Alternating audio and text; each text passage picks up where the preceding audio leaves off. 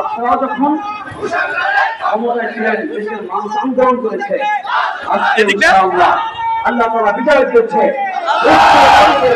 ইনশাআল্লাহ বাংলাদেশের দ্বিতীয়বার কোনো কারণে দেশে আসা হবে না ইনশাআল্লাহ। আমি সাংবাদিক বক্তব্য করবেন, ইতিমধ্যে আমাদের মাঝখানে একটা মিছিল এসে ঘুরে গিয়েছে।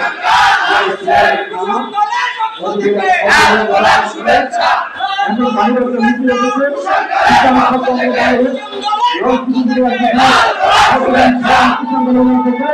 এক বিশাল